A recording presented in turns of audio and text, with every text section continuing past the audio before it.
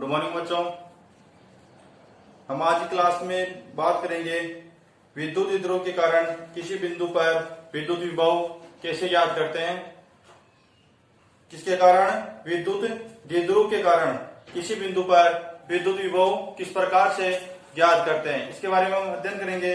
इसके बारे में अध्ययन करने से पहले मैं आपको बताता हूँ कि अब तक आपने इस चैनल को सब्सक्राइब नहीं किया है तो सब्सक्राइब करें, लाइक करें और कुछ भी पूछना हो कमेंट बॉक्स के माध्यम से जरूर पूछें और सब्सक्राइब करना ना भूलें।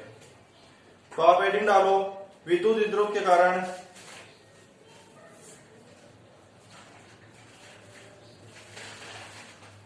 विद्युत द्विध्रुव के कारण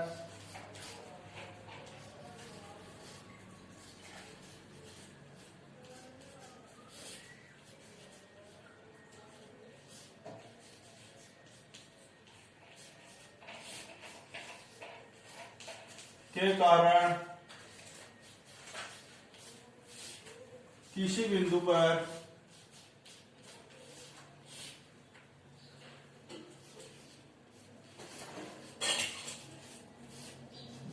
पर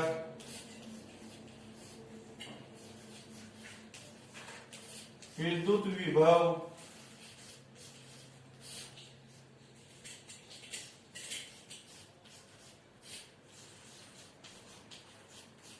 ज्ञात करना। किसके कारण? विद्युत द्विध्रुव के कारण किसी बिंदु पर विद्युत विभव ज्ञात करना। क्या करेंगे अब की बार कि विद्युत द्विध्रुव लेंगे जिसके कारण किसी बिंदु के ऊपर हम क्या ज्ञात करेंगे? विद्युत विभव ज्ञात करेंगे। तो इसके डायग्राम बनाओ, किस प्रकार से ज्ञात करेंगे कि एक विद्युत द्विध्रुव लेते हैं। पहले हम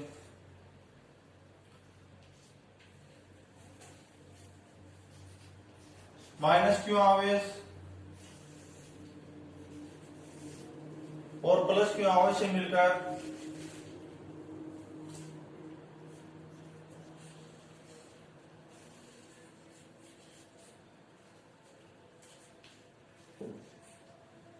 माइनस क्यू आवेश और प्लस क्यू आवेश से मिलकर एक देखो हम क्या बोलते हैं? विद्युत द्विध्रुव। इस विद्युत द्विध्रुव के कारण किसी बिंदु के ऊपर हमें क्या याद करना है? विद्युत विभव याद करना है। तो एक बिंदु ले लेते हैं हम यहां पर, बिंदु P।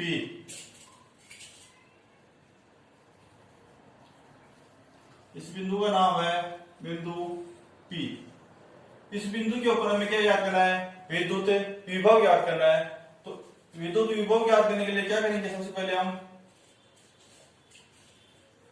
इस बिंदु P के ऊपर माइनस क्यू आवेश के कारण विभव याद करेंगे, फिर प्लस क्यू आवेश के कारण बिंदु P पर विभव याद करेंगे। और ये बिंदु P ले रहे हैं वो इस विद्युत द्विध्रुव के मध्य बिंदु से लेंगे। कितनी दूरी पर लेंगे? इस मध्य बिंदु है इसका, जैसे O है, इस विद्युत द्विध्रुव का मध्य बिंदु O लेते हैं हम। इससे R दूरी पर कोई बिंदु ले लेते हैं हम। R दूरी पर कौन सा बिंदु है? P बिंदु है। R दूरी पर बिंदु P है जिस पर हमें क्या याद करना है? विद्युत विभव याद करना है, माइनस क्यू आवेश के कारण और प्लस क्यू आवेश के कारण। तो पहले माइनस क्यू आवेश के कारण बिंदु P पर विभव याद करते हैं। इसकी दूरी कितनी लेते हैं हम? ये R है तो ये R1 ले लो। माइनस क्यू आवेश के कारण माइनस क्यू से प्लस क्यू वो बिंदु P के मध्य की दूरी कितनी है? R1 ले लेते हैं हम। फिर उसके बाद में क्या करेंगे हम? प्लस क्यू आवेश के कारण बिंदु P पर विभव ज्ञात करेंगे। प्लस क्यू आवेश के कारण बिंदु P पर विभव ज्ञात करेंगे। इस बिंदु को यहां पर ले लो एक बार।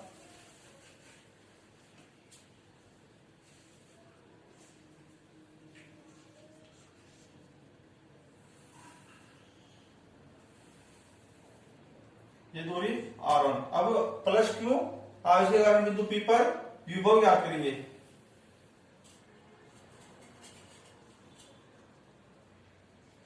ये दूरी कितनी हो जाएगी? ये R, ये R1, ये R2। और विद्युत द्विध्रुव की लंबाई कितनी होती है? कंप्लीट लंबाई होती है 12। कितनी होती है? 12। तो ये मध्य बिंदु के अंदर है वो, तो ये कितनी हो जाएगी? L। ये L, L प्लस L 12।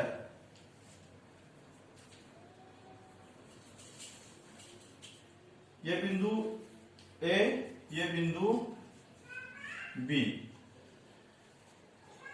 अब क्या याद करते हैं हम, बिंदु पी के माइनस के कारण बिंदु पी के ऊपर विभव याद करते हैं और प्लस क्यों इसके कारण बिंदु पी पर विभव याद करते हैं। तो इनकी दूरियां कितनी तो हो गई, R1 R2, और ये दूरी R1 दूरी है, ये R के इक्वल टू थोड़ी ना है भाई, ये तो थोड़ी ज्यादा है, ये कम इक्वल टू कब होगी, जब हम इसको पीछे की तरफ बढ़ाते हैं। ये LL होगी ना, ये 2L।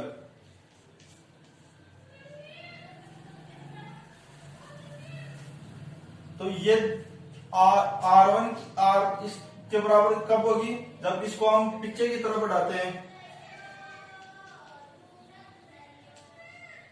जैसे बिंदु M तक बढ़ा लिया हमने इसको पीछे की तरफ, और इसको मिलाते हैं इस बिंदु M से।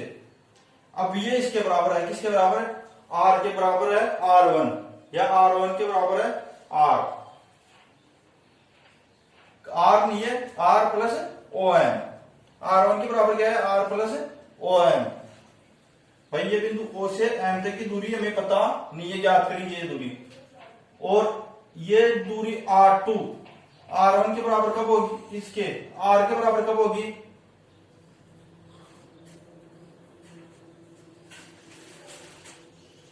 ये बिंदु दे दो M। अब ये R2 के बराबर ये दूरी कब होगी, जब R में से ये दूरी घटा दें, O N दूरी घटा दें, तो ये R2 के इक्वल टू हो जाएगा। तो R2 इक्वल टू क्या हो जाएगा, R माइनस ON। अब हमारे को OM और ON ये दूरी पता नहीं है, तो ये दूरी याद करते हैं किस प्रकार से, ये क्या है आधार, ये कर्ण। तो हमारे को कर्ण पता है, आधार पता नहीं है, तो आधार याद कर लेंगे किससे, लाल बटे कक्का से, लाल बटे कक्का से कोस थीटा इक्वल टू क्या होता है, आधार बटे हुए कर्ण होता है। तो कोस थीटा इक्वल टू क्या होता है, आधार बटे हुए कर्ण होता है। तो आधार कितना है इसका, OM, cos theta equal to आधार कितना है OM, कर्ण कितना है OA, ये है ना OA। तो cos theta equal to OM कितना है पता नहीं, याद करना है। और ये कर्ण कितना है OA, L है, तो OM बटे हुए L। अब इस कोस थीटा बटे हुए क्या है 1 है, इनको क्या करते हैं, वज्र गुणा कर देते हैं हम, वज्र गुणा कर दो, तो वज्र गुणा करेंगे तो OM इक्वल टू क्या आ जाएगा, L कोस थीटा। क्या आ गया, L कोस थीटा आ गया। किसका मान आ गया, ये OM का मान आ गया। तो ये दूरी कितनी हो गई, L कोस थीटा हो गई। OM तो याद कर लिया हमने, अब क्या याद करेंगे, ON, क्या याद करेंगे ON। तो ON इसी प्रकार से याद कर लेंगे।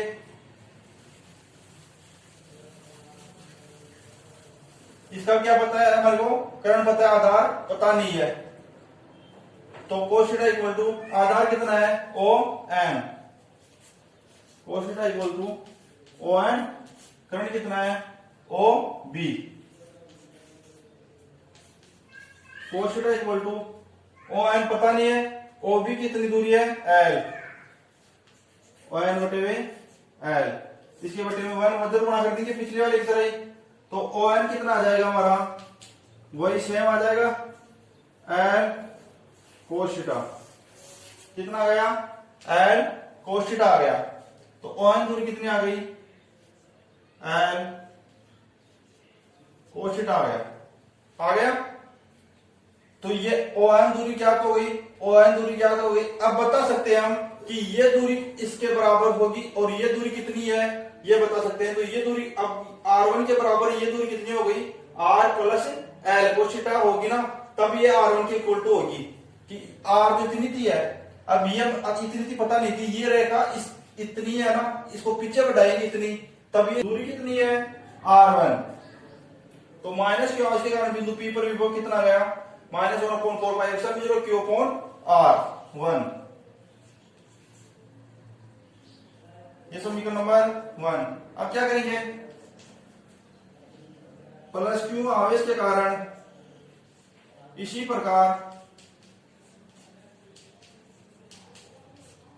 प्रकार प्लस क्यू आवेश के कारण बिंदु P पर विभव, तो कितना हो जाएगा, V2 equal to 1/4 pi epsilon 0 Q upon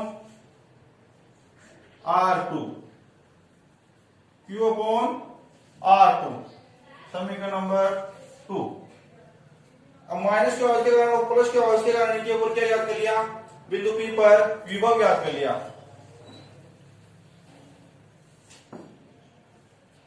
अब चित्र के अनुसार क्या है, AP किसके बराबर है, लगभग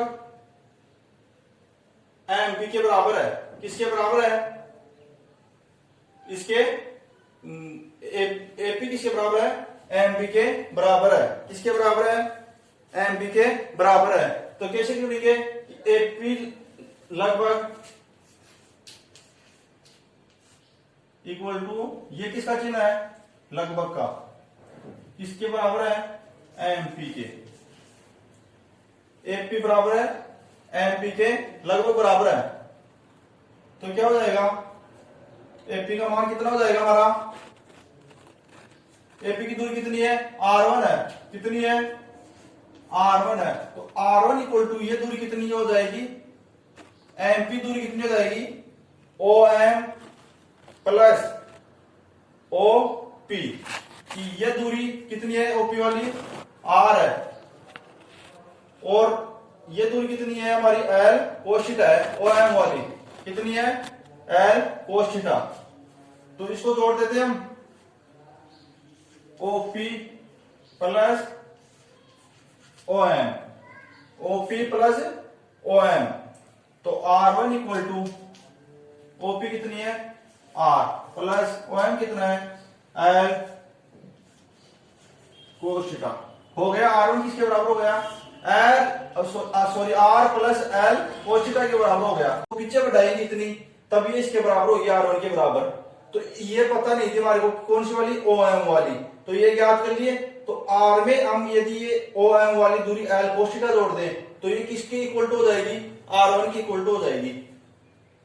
तो अब याद करो, आप पहले डायग्राम बनाओ,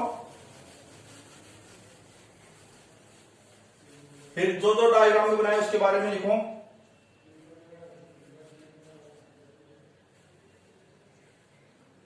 ये कौन है, थीटा, लिखो इसके बारे में। माना AB एक विद्युत द्विध्रुव है, माना AB एक विद्युत द्विध्रुव है जो माइनस क्यू व प्लस क्यू आवेश से मिलकर बना है।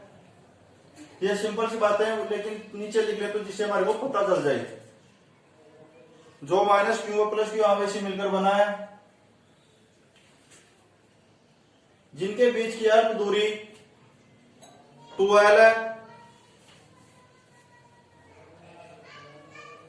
विद्युत द्विध्रुव के मध्य बिंदु O से, विद्युत द्विध्रुव के मध्य बिंदु O से बिंदु P पर, विद्युत द्विध्रुव के मध्य बिंदु O से बिंदु P पर, R दूरी पर स्थित बिंदु P पर विद्युत विभव ज्ञात करना है।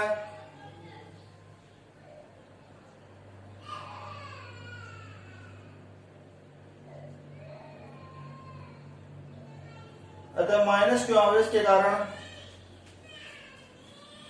किसके कारण, पहले माइनस क्यू आवेश के कारण, फिर प्लस क्यू आवेश के कारण याद करेंगे। तो पहले याद करो,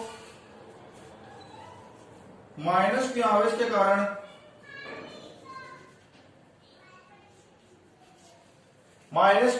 कारण बिंदु P पर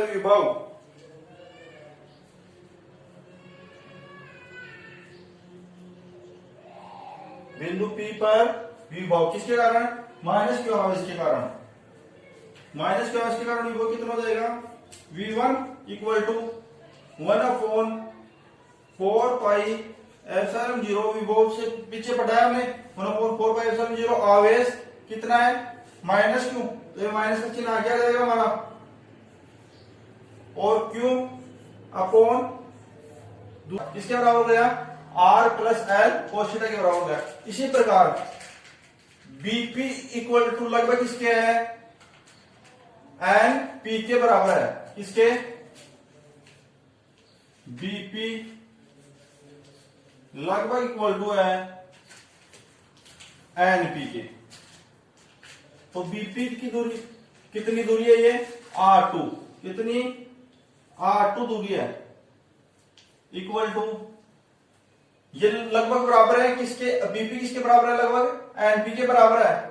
तो ये कब एनपी कितनी है कैसे क्या करेंगे कि ये ओपी कंप्लीट कितनी है आर है, यदि कम पूरी आर इस आर में से कितना घटा दें हम ओ एन घटा दें तो ये बच जाएगी हमारे पास भाई ये ओ से पी तक की दूरी कितनी है हमारी आर है।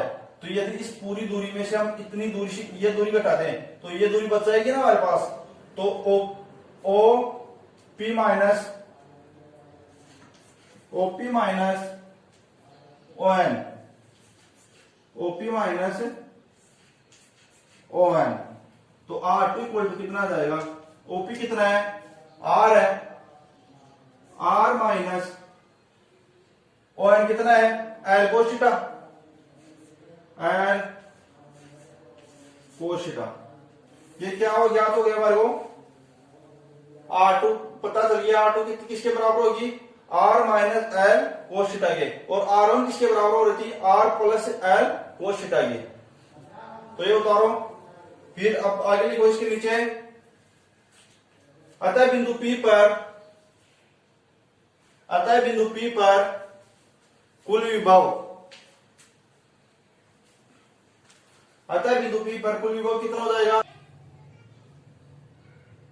ये R1 और R2 के मान आ गए। अब क्या करेंगे अतः बिंदु P पर कुल विभव ज्ञात करेंगे। क्या करेंगे बिंदु P पर कुल विभव कितना होगा V equal to V1 plus V2। तो ये V1 किसका है माइनस का है, तो जिसके कारण क्या कर देंगे V2 प्लस V1 कि भाई 4 प्लस 2 जोड़ो या 2 प्लस 4 जोड़ो होंगी तो 6 ही, तो V2 प्लस V1 जोड़ दो जिसके कारण हमारे को आगे करने में सरलता हो। क्यों, क्योंकि ये किसका है माइनस का है, तो ये माइनस का पहले से माइनस हो जाएगा तो दिक्कत नहीं आएगी। तो V equal to V2 plus V1, तो V इक्वल टू V2 का मान कितना है 1/4 Q अपॉन R2, समीकरण नंबर 2 से कितना है 1/4 Q upon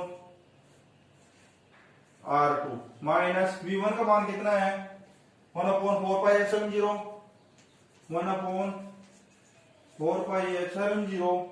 Q upon R1, Q upon R1। ये रख दिया हमने इस समीकरण के अंदर आता है बिंदु P पर कुल विभव वाले समीकरण में कुल विभव ज्ञात करने के लिए। तो क्या लिख दिया 1/4 Q upon R2 minus 1/4 Q upon R1। अब क्या इसमें कॉमन क्या आ रहा है Q अपॉन 4/0 कॉमन आ रहा है, तो ये बाहर कॉमन ले लेते हैं। तो V इक्वल टू क्या आ गया हमारा V इक्वल टू आ गया Q अपॉन 4πε0, बाहर कॉमन ले लिए, अंदर क्या बच गया 1/R2 माइनस 1/R1, क्या बच गया 1/R2 माइनस 1/R1। अब इस समीकरण से यहां पर हमने पहले क्या कर लिए थे R1 और R2 के मान, R1 और R2 के मान, तो समीकरण 2 हो गई थी, समीकरण 3 दे दो, इसको समीकरण 4 और ये समीकरण 5। अतः नीचे लिखो समीकरण 3 और 4 से R1 और R2 के मान समीकरण 5 में रखने पर, तो V equal to Q upon 4πε0, R2 का मान कितना है R minus L cos theta, 1 upon R minus L cos theta minus 1 upon R1 का मान कितना है हमारा, R plus L cos theta, कोष्टक R plus L cos theta हो गया। तो v इक्वल टू कितना गया, q upon 4 pi epsilon 0 1 upon r minus L cos theta और minus 1 upon r plus cos theta. अब आगे देखना,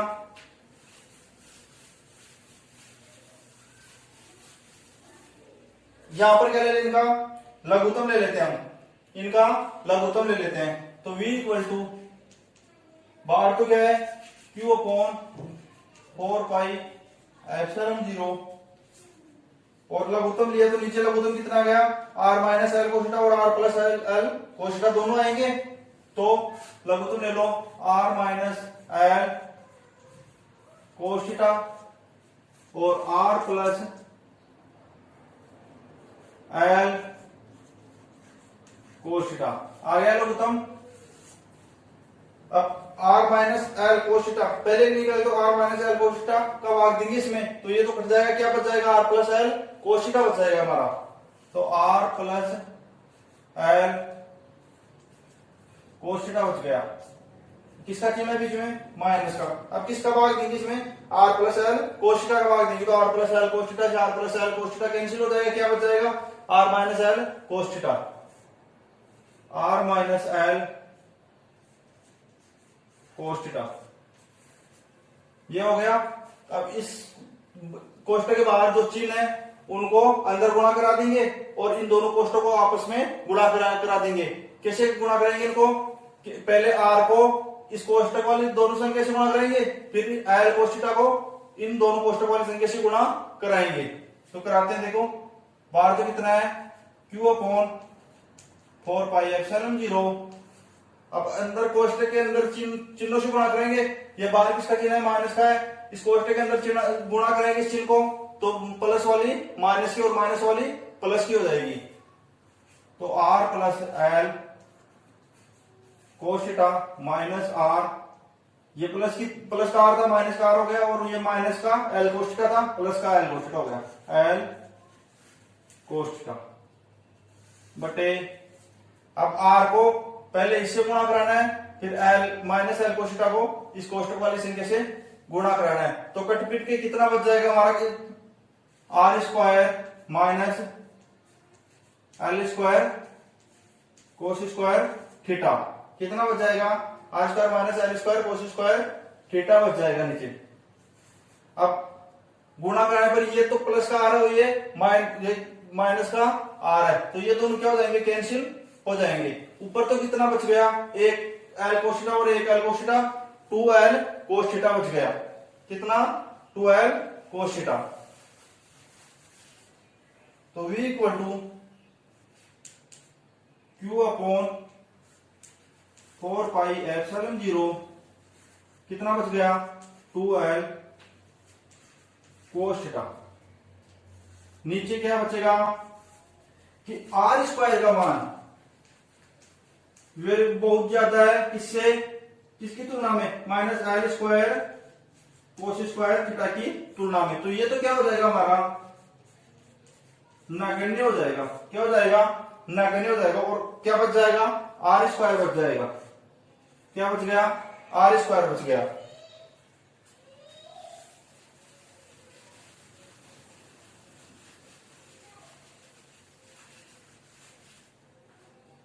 तो क्या है हमारा, v equal to q upon 4 pi epsilon 0, ऊपर तो कितना हो जाएगा, 2l कोस थीटा और नीचे r स्क्वायर, तो इसको कोष्टक से बाहर लेके आते हैं, 2l cos theta upon r square. अब ये p इक्वल टू क्या होता है, q into 2l, p equal to क्या होता है, q इंटू 2l, ये भी वही है q इंटू 2l। तो इसकी जगह पर क्या हो जाएगा हमारा, क्या क्या रख देंगे पी। पी का मान कितना होता है Q इंटू 2L, तो इसकी जगह पर क्या रख देंगे पी रख देंगे। तो इसमें रखो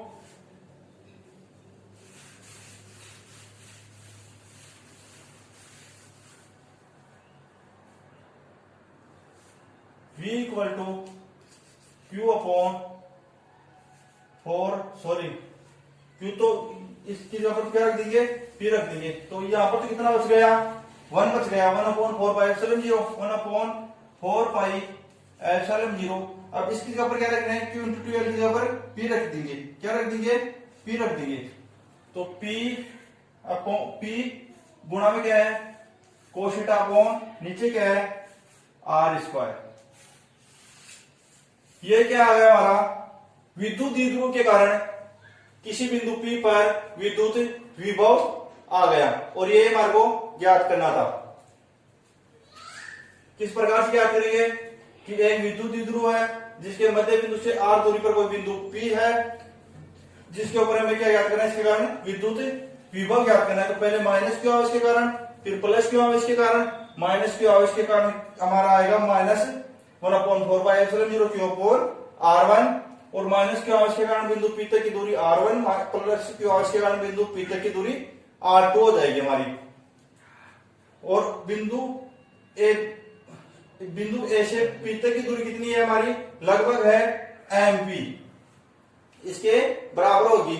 और बिंदु BP की दूरी किसके बराबर होगी, लगभग NP के बराबर होगी, जिसके कारण हम क्या करेंगे पहले OP को पीछे की तरफ बढ़ाएंगे, कितनी दूरी तक बिंदु M तक बढ़ाते हैं, फिर आधार बटे cos थीटा से बिंदु O से M तक की दूरी ज्ञात कर लेंगे, और इसको बिंदु B से P तक की दूरी किसके बराबर होगी, NP तक की दूरी के बराबर होगी, जिसके कारण क्या करेंगे हम cos थीटा से ही O N की दूरी ज्ञात कर लेंगे। कैसे, आधार बटे करण से, करण कितना है L, और आधार हमारे को पता नहीं है, ज्ञात करना है O N ज्ञात करना, कितना आ जाएगा L cos थीटा।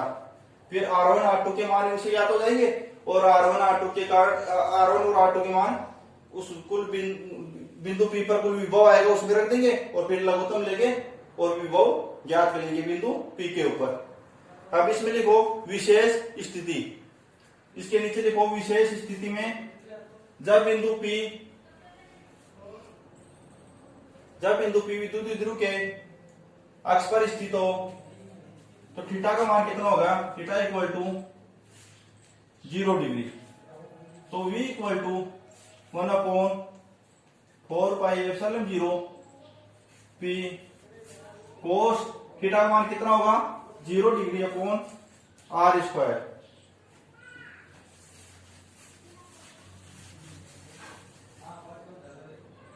तो V इक्वल टू कितना आ जाएगा 1/4 pi epsilon 0 P upon R square. क्यों होगा ये कि कोस 0 का मान कितना होता है 1 होता है। तो अक्ष के ऊपर, तो जब बिंदु P विद्युत द्विध्रुव के अक्ष के ऊपर लेंगे तो कितना आएगा, विभव कितना होगा 1/4 pi epsilon 0 P upon R square. अब 2 नंबर लगा के लिखो विशेष स्थिति में जब बिंदु P विद्युत द्विध्रुव के निरक्ष पर स्थित हो, भाई निरक्ष ये होगा, तो इस निरक्ष के ऊपर स्थित हो, तो थीटा इक्वल टू कितना होगा 90 डिग्री। कितना 90 डिग्री। तो V equal to 1/4 pi epsilon 0 P cos 90 degree upon R square. Cos 90 का मान कितना होता है 0 होता है। तो V इक्वल टू ये कंप्लीट क्या हो जाएगा 0। अतः बिंदु P के ऊपर, जब बिंदु P विद्युत द्विध्रुव के निरक्ष के ऊपर स्थित हो तो विभव कितना होगा 0 होगा। तो हमने क्या याद किया, विद्युत द्विध्रुव के कारण किसी बिंदु P के ऊपर विद्युत विभव ज्ञात कर लिया, और विशेष स्थिति में देख लिया कि जब बिंदु P हमारे विद्युत द्विध्रुव के अक्ष पर स्थित हो तो विभव का मान क्या होगा, और जब बिंदु P विद्युत द्विध्रुव के निरक्ष के ऊपर स्थित हो तो विभव का मान क्या होगा। अब अगली हेडिंग डालो आप समविभव प्रश्न। अगली हेडिंग हमारी समविभव प्रश्न।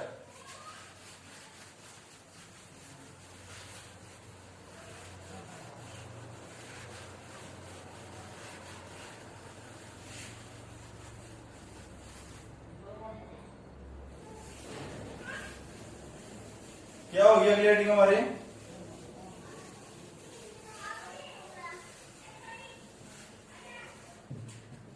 समविभव पृष्ठ।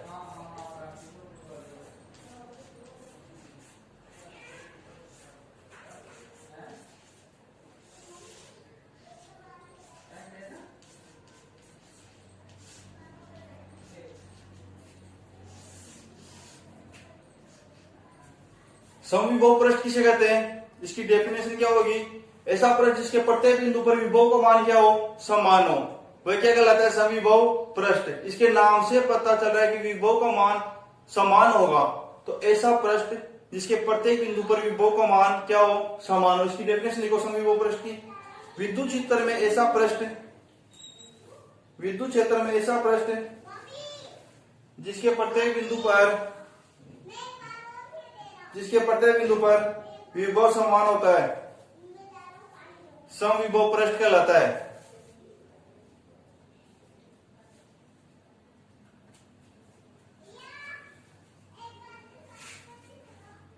फॉर एग्जाम्पल के माध्यम से देखो इसको, एग्जाम्पल के माध्यम से देखो आप इसको।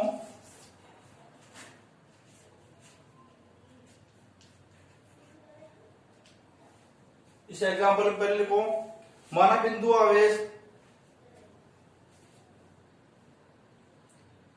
आवेश प्लस क्यू को केंद्र मानकर आर त्रिज्या का एक गोलीय पृष्ठ खींचते हैं, आर त्रिज्या का एक गोलीय पृष्ठ खींचते हैं।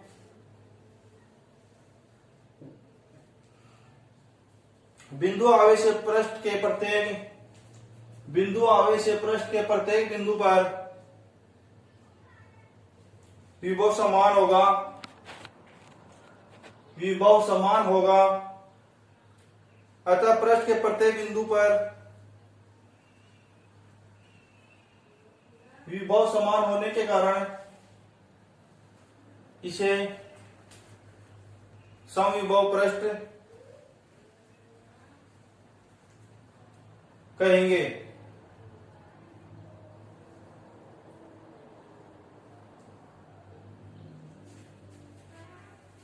यह प्लस क्यू आवेश है,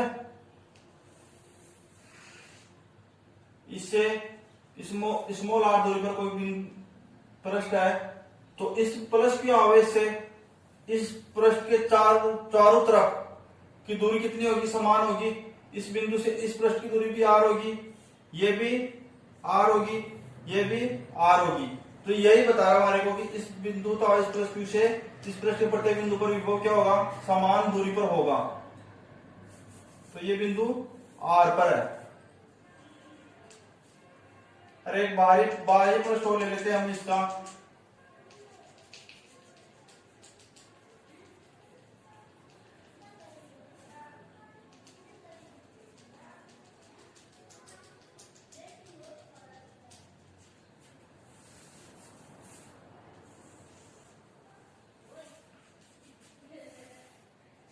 इस बाह्य पृष्ठ के प्रत्येक बिंदु पर क्या होगा? विभव का मान क्या होगा? समान होगा।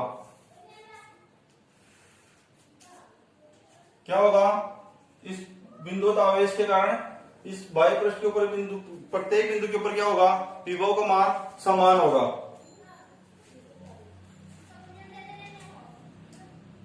ये हो गया हमारा समविभव पृष्ठ। और एग्जाम्पल के माध्यम से आपको एग्जाम पूछ सकता है, एक नंबर में देगा डेफिनेशन समविभव पृष्ठ किसे कहते हैं, तो आपको ये इसकी डेफिनेशन लिखनी है और एग्जाम्पल के माध्यम से ये डायग्राम बना के बता देना है। अब अगले लिखो आप, समविभव पृष्ठ की कुछ विशेषताएं होंगी, तो उन विशेषताओं के बारे में आपको याद करना है। इसमें समझाने वाली कोई बात नहीं है, तो आप लिखो, हेडिंग डालो आप, समविभव पृष्ठ की विशेषताएं।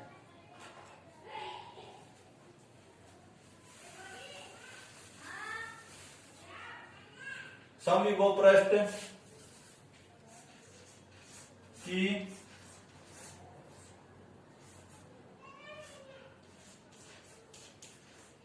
विशेषताएं।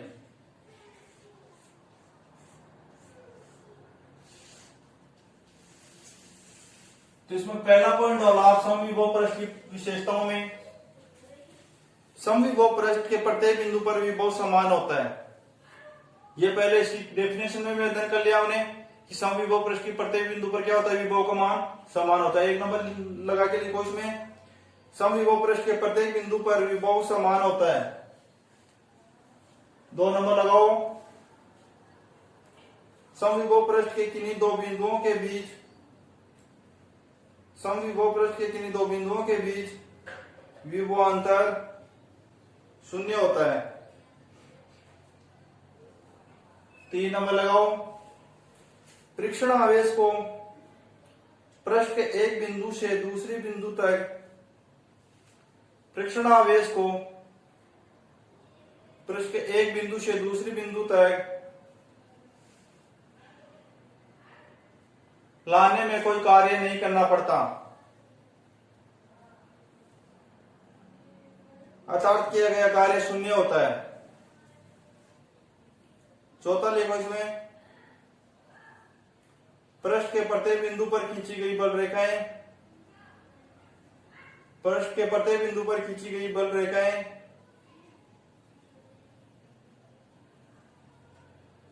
पृष्ठ के लंबवत होती हैं। पृष्ठ के प्रत्येक बिंदु पर खींची गई बल रेखाएं पृष्ठ के लंबवत होती हैं। 5वां, कोई दो समविभव पृष्ठ, ये पॉइंट है 5वां, इंपोर्टेंट है, एग्जाम में पूछ सकते हैं। पहले ये लिखो, कोई दो समविभव पृष्ठ एक दूसरे को कभी नहीं काटते। तो एग्जाम पूछ सकेगा कि कभी भी दो समविभव पृष्ठ एक दूसरे को काटते हैं या नहीं। तो बताना है कि कोई भी दो समविभव पृष्ठ कभी भी एक दूसरे को नहीं काटते। यह हो गई समविभव पृष्ठ की कुछ विशेषताएं थी वो। अब अगला पॉइंट डालो आप, आवेशों के निकाय की विद्युत स्थिति ऊर्जा, आवेशों के निकाय की विद्युत स्थिति ऊर्जा, इसके बारे में हम कल की क्लास में अध्ययन करेंगे। इसके बारे में, आवेशों के निकाय की विद्युत स्थिति ऊर्जा के बारे में।